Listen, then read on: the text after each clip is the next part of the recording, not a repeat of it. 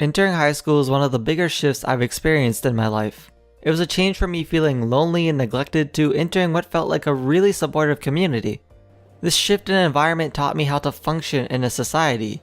I learned how to trust and work with others to succeed, when to speak up for myself and when to hold my tongue. That everybody won't like me, and for the sake of my mental health, I shouldn't care.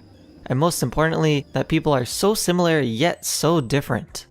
None of this came easy. I had to come out of my shell little by little to understand my place in society and to live in my city. Speaking of which, I'm from Toronto, a city filled with change, cultures, conflict, confusion, ambition, and love. But that's not something I understood. To me, Toronto was just the city I lived in, and it was nothing more. Learning to take the transit in the summer before high school was my first real experience with discovering the city, besides taking trips to the mall with my mom. I enjoyed hanging out with friends, but I can't say I really cared about going out and exploring. It was more of a way to kill time till the weekend when I would go to my dad's house. When I was there, I'd play video games and go on the internet to my heart's content, till I returned to Toronto on Tuesday. The internet is an amazing place, and I made a lot of great friends there. Friends that share a lot of similar interests as me. And on the internet, I didn't have to subject myself to anything I didn't want to. I could do whatever I wanted to, I could talk to whoever I wanted to, I could ignore whoever I wanted to. When I was on the internet all the time, there was nothing that could have forced me out of my shell. Why would I even care about Toronto and the people in it, when everything I needed was in my room behind a screen? I'm not sure, but I know I did care about my friends at the time, because I chose to keep going to school in Toronto, even though I could have gone to school in my dad's city. But I was not ready for what high school had in store.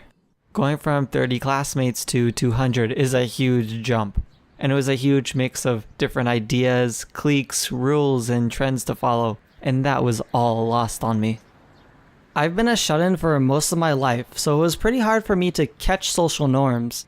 I didn't care what my hair looked like when I went to school. I wondered why people cared about popular brands and clothes. I was always behind on the latest slang, and no one would tell me what it means. The most confusing thing for me was physical contact. At an all-guys school, things can get surprisingly physical. A lot of people like to rest their arms on your shoulders, or punch you in the shoulders, or pat you on the back. All this stuff was really weird to me, and normally I'd flinch whenever anybody came into my space. I never understood that touch could be such a good tool to communicate, support, or just to make you feel less lonely. And because of all this, I felt really behind compared to my peers, and it made me feel different, like I stood out.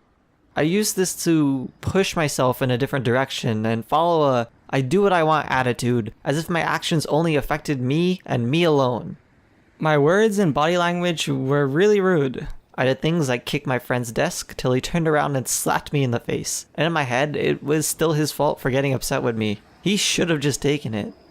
I was miserable, and felt that other people should be miserable too. I didn't care how other people felt. I didn't acknowledge that my actions could ruin their day or chip away at their mental health. At that time, I only cared about myself.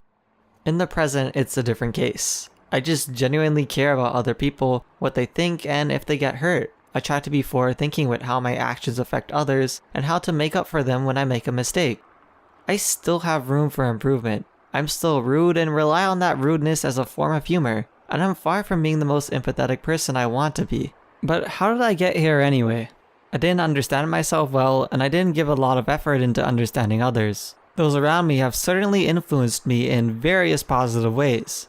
But there is something out there that motivated me and taught me about a hidden desire that I had. The desire to understand others, what they're about, where they're coming from, and what they're feeling. The basic desire for a human connection. And the thing that helped me with all this growing up that I needed to do was a game called The World Ends With You.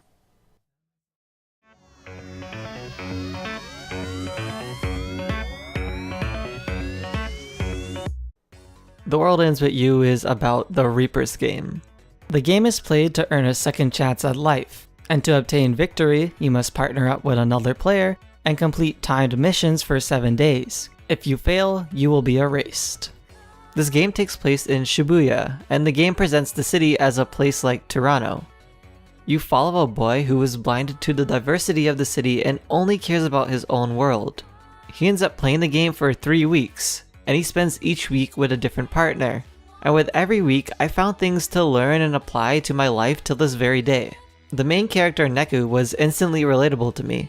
I like how he told other people to shut up and stay away, and how he told them that he doesn't want to get involved in their problems. But at the same time, I realized these qualities don't make him a likable person, especially as I saw how his actions hurt the other characters. In the first week of the game, Neku partners up with Shiki, and on the second day he tries to kill her due to how distrustful he is of other people. Shiki, however, is the type to stop and listen to strangers' problems and even help them out. This is the exact opposite of Neku. Through disagreeing and fighting with each other, Neku eventually takes on the other point of view. In fact, he has to take on the other point of view if he wants to win this game. The game really stresses how important teamwork is and how important it is to listen to other people. To win the Reaper's game, you need to work with your partner to survive, just like you need to work with people almost every day of your life. And so, Neku learns to trust others and to be empathetic to their problems, and in turn, it helps him get through his own. In the second week, Neku partners up with Joshua, a character who shares his distaste for society and other people. But in meeting someone with the same problematic values as Neku, he learns that that's just not who he wants to be. Joshua talks about how understanding other people is impossible, because we all have our own secret little gardens and we all follow our own logic. And that living in a society is painful because we have to adapt to other people's rules and values. If you'll never understand other people, what's the point of even trying to change? What's the point in trying to understand them? It's very easy to agree with these ideas. As Neku is constantly confronted by this, he begins to change his thoughts. He looks to the catchphrase of his favorite artist, "Enjoy the moment." Neku used to think that this meant do what you want, when you want, live your life however you want to. But through talking with Joshua and talking to other people in the game, he realized he was wrong. The message this game beats over your head was a really important lesson for me to learn. While trying to completely understand other people might be an impossible task, why worry about such a huge goal like that? The world from one person's perspective is tiny, and to enjoy it you need to grow your world a bit more. Every time you learn something new about someone, you might learn something new about yourself. And if we all thought the same, or if we could read each other's minds, what would there be to enjoy and discover? What sense of individuality would you have if you weren't different? Every single moment, whether it's sharing something you love or an argument about something you disagree with, is something to enjoy. It brings you one step closer to discovering more about yourself and the perspectives of those around you. This idea is executed upon beautifully in the third week of the game, where Neku teams up with Beat, a rash, hot-headed boy who doesn't think before they act, which creates additional problems for Neku. But Neku puts Beat's problems first, not only because it'll help him in the end, but because he wants to understand the other person's hardships and help them. Neku makes sure to keep his calm just because Beat is really hot-headed, and this is really cool of him to do for someone else. I think through this, Neku has finally understood that he actually likes other people, and that he doesn't have to block them out. This game has a lot under its surface to take in, and it's something I've absorbed for the past 9 years of my life. After playing this game, I tried to expand my horizons. I tried doing what other people liked. I went over to their houses to chill. I played some ball after school. I tried sushi, and goddamn, sushi is amazing. I made every attempt possible to try new things and change my antisocial high school life into a pro-social one. I also made a lot of mistakes. I still hold on to some antisocial behaviors. I can be vindictive, rude, cold, or just not communicate.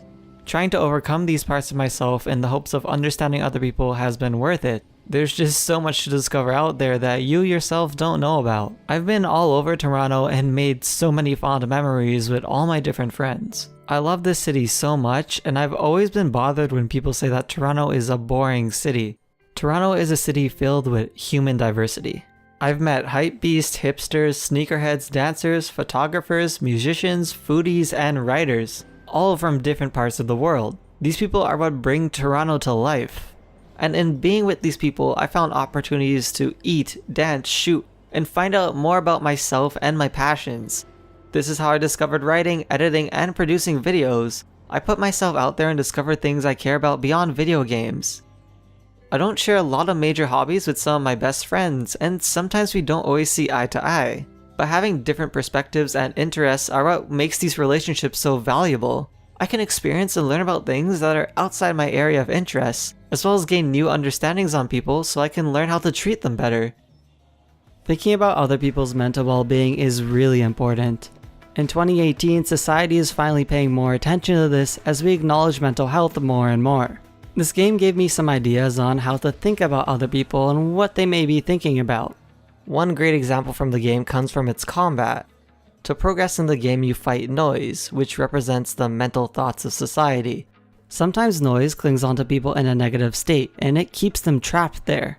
And when you fight the noise, it takes place on 2 different screens. You can't see your partner fighting the noise, but you can still support them in their fight. Similarly, when I'm down in the dumps, nobody can see the mental noise that I'm dealing with, just like I can't see theirs. But it's up to us to communicate so we can support each other and move forward past those thoughts. It gave me a greater understanding of my mental noise. Sometimes the noise in my head can lead me to assume things that aren't true, like thinking my friends don't like me because they don't ask me to hang out. They might just see me as more of a leader or the one who makes the plans. Or maybe they just prefer that I set the terms.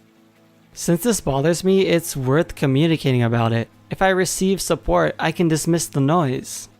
Even if we butt heads, it's worth it to come to an understanding. Overall, I've learned how to be more empathetic and open-minded to other people's situations. The game has left that much of an impact on me. It's even part of the reason I chose to go to school to study psychology and mental health. I really want to understand other people and help them be understood.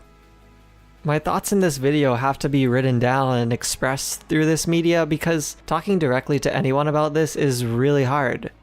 I feel a sense of shame talking about how a video game taught me such basic humanity, and I shouldn't. There are so many avenues to learn basic life lessons, and I shouldn't feel ashamed that I learned something from a video game, because in the end what other people think doesn't really matter. I'm the one who took something away from it. I find it kind of funny that around that time in my life when I played the game, some of the adults around me were trying to teach me some of the same lessons. Think about what other people are feeling. Go outside your comfort zone a little more. But they also kind of shamed me in a way that maybe wasn't obvious to them, but it made me feel bad about liking games. It's pretty lucky that this game found me right when I needed it the most. The game taught me about liking people for our differences instead of being angry and hateful about it. In the end, what I'm trying to say is one experience that so many people viewed as silly gave me some good mindsets and values to follow, and it helped me discover the passion I have for people. Trusting other people, being understanding, and welcoming change to problematic behaviors isn't an easy feat. You learn that you can't trust everybody. That looking past your own thoughts to understand strangers can be really challenging, especially depending on your own situation. And realizing you don't have to change who you are, but you do have room for improvement is very difficult. These are things I've had to overcome in these past 9 years, and I'm still working on it. By giving a chance to a new experience like this game, my world has opened up a lot. The world begins with you, and you can expand it however you see fit. When other people come knocking on your door, you don't have to let them in. But I hope after watching this video, you're able to maybe think about people a little bit more, or go out there and discover who's lying out there and wait for you. If you want to sit at home and chill on the internet and meet people, that's cool too. I love our differences. You don't have to do things the way I did. But don't close yourself off from other people completely. Don't deny yourself of the new opportunities that are waiting out there for you. And I want to finish this with my favorite quote from the game. Enjoy the moment with all your might, whether it's gloomy or whether it's bright. Before the video's over, I have to give some thanks to my peeps. Thanks to my lovely girlfriend Michelle for helping me with some of the shots and for lending me a camera. Thanks to my friend Alex for helping me edit the script and really helping me express my thoughts. And thanks to my pal Clayton who let me borrow some of his equipment and showed me a lot of these awesome spots. A big thanks to my friends who encouraged me to make this video. And finally, thank you for watching.